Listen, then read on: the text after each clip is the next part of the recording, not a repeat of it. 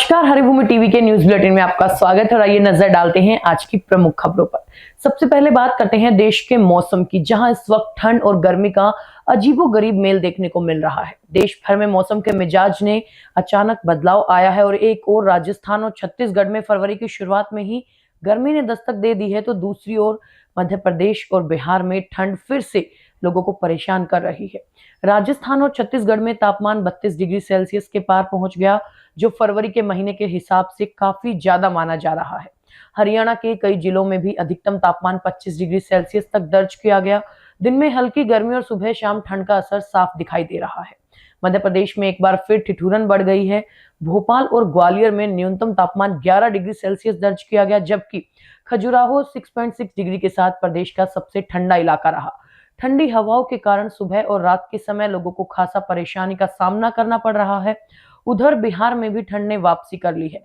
गोपालगंज और मधुबनी सहित कई जिलों में घना कोहरा छाया रहा, जिससे दृश्यता बेहद कम हो गई और सड़क यातायात प्रभावित हुआ। मौसम विभाग के मुताबिक 9 फरवरी से हिमाचल प्रदेश और उत्तराखंड में मौसम और ज्यादा बिगड़ सकता है। उत्तरकाशी, चमोली और पिथौरागढ़ जैसे 3000 मीटर से ज्यादा ऊंचाई वाले इलाकों में भारी बर्फबारी और बारिश की संभावना जताई गई है। राजधानी दिल्ली में भी आज तेज ठंडी हवाएं चलने का अनुमान है, जिससे दिन में तापमान में गिरावट महसूस की जा सकती है। मौसम विभाग ने आने वाले 48 घंटों के लिए अलर्ट जारी किया है। अब रुक करते हैं राजनीति से जुड़ी बड़ी खबर का। मध्य प्रदेश के जनजातीय कार्य मंत्री विजय शाह ने कर्नल सोफिया कुरैशी को लेकर दिए गए अपने विवादित बयान पर एक बार फिर सार्वजनिक रूप से माफी मांगी। जी हां, सुप्रीम कोर्ट ने मामले की सुनवाई से 2 दिन पहले विजय शाह ने एक वीडियो संदेश जारी कर कहा कि उन्होंने आत्ममंथन किया और उनके शब्द उनकी वास्तविक भावना के अनुरूप नहीं थे। उन्होंने कहा कि देशभक्ति के उत्साह में वो आवेश में आ गए थे और विजय शाह ने यह भी कहा कि उनका उद्देश्य किसी महिला अधिकारी, भारतीय सेना या किसी भी वर्ग का अपमान करना नहीं था।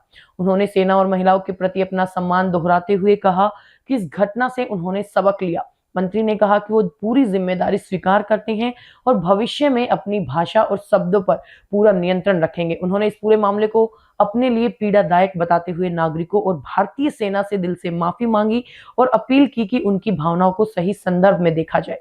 अब बात करते हैं उत्तर प्रदेश से आई एक दर्दनाक खबर की। मथुरा में यमुना एक्सप्रेस वे पर शनिवार तड़के हुए भीषण सड़क हादसे ने 6 लोगों की मौत हो गई, जबकि एक यात्री गंभीर रूप से घायल हो गया। हादसा उस वक्त हुआ जब दिल्ली से कानपुर जा रही एक स्लीपर बस के कुछ यात्री रास्ते में नीचे उतर गए। इसी दौरान पीछे से आ रहे तेज रफ्तार और बेकाबू कंटेनर ने उन्हें कुचल दिया।